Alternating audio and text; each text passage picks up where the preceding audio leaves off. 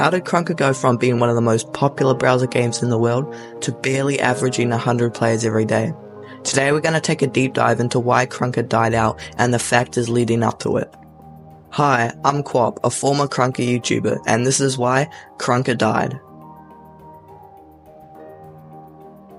To understand how the game got to the point that it is at now, we're going to go back and take a look at Krunker's history. Krunker was released on May 20th, 2018 by a relatively unknown developer called Yendis Entertainment. The game didn't blow up off release as predicted, as it wasn't a big game being hyped up by big game companies. Even though the player count was relatively low, the game still got regular updates, which means players came back to see what was new. Even a few YouTubers made videos about the game in its early days, such as Undercover Dudes and Sorable. From a time period between 2018 and 2020, the game grew steadily, reaching an average of 2,000 players daily.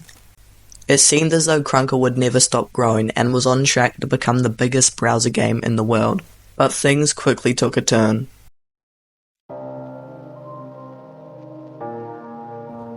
As we covered in the first part, Krunker was booming. People were loving the game and new players were coming daily to experience the fun. The updates were good and consistent, and that just encouraged people to play even more.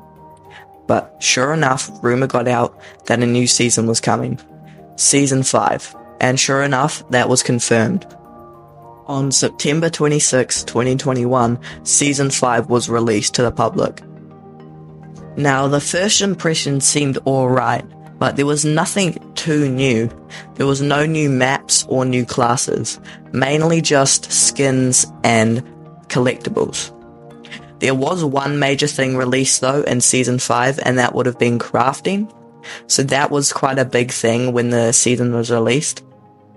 But players soon found out that it was quite hard to do and took a lot of time.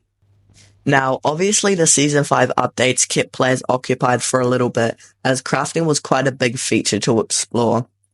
But they soon figured out that you had to be really rich in the game to really be able to craft stuff, as you needed a lot of rare skins to turn into junk, and you had to have a lot of KR to buy the rarer materials you needed to craft stuff. And to the average player that wasn't putting in the hours and spending money on the game, this feature just went way over their heads and wasn't really accessible to them.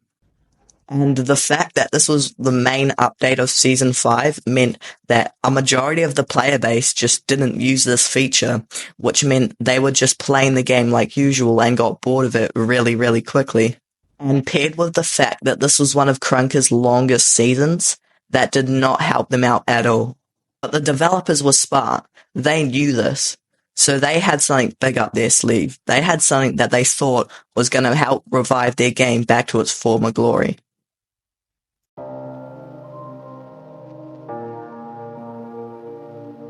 Word soon got out that something big was going to happen with Krunker. No one was quite sure what it was, but there was definitely speculations, such as Krunker being shut down forever. Everybody was on the edge of their seats to see what Yendis had up their sleeve. And eventually the day for the big announcement came. Yendis Entertainment announced that they would be selling Krunker to FRVR, a popular game developer. And at first this seemed great. Finally, Krunker would have the funding it needed to get better updates and get better development. Right? Well, in theory, yes. But think of it this way. You can have all the money in the world that you need to make a game. But if you have no ideas or direction, you've got nothing to spend the money on.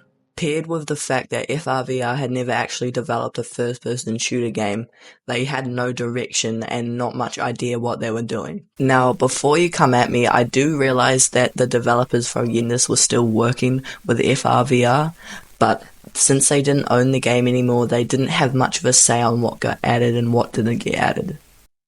Even though FRVR had never developed a first-person shooter game before, they definitely still had some good updates and ideas.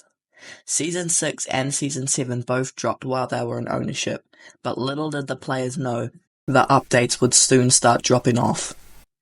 After a few months of Season 7 being released, players started to notice that there was fewer and fewer updates, and when there was an update, there was much less content. Also, some big map makers and skin makers were leaving the game. People believed it was because FRVR wasn't paying them enough. But things would still get worse.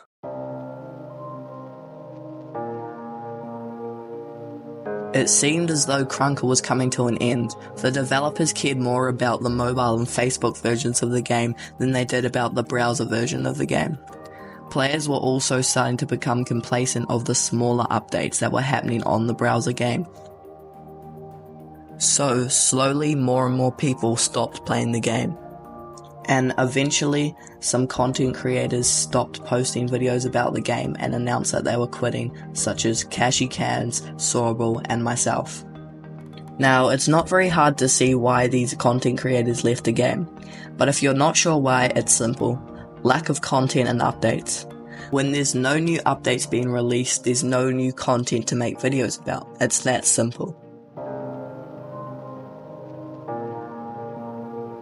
Now, Krunker will always hold a very special place in my heart, as it's one of my favourite games of all time. And do I think it can be revived? Yes. But do I think it will happen? Most likely not. As FRVR has not shown any interest in trying to bring the game back. And I feel like if they showed enough love to the game that it is possible to bring it back to its former glory, but it just doesn't seem like it's going to be happening in the near future. Hey guys, thanks for watching my video. I really hope you went on to enjoy it as I put a lot of effort into it, and I hope to see you in the next video. Bye.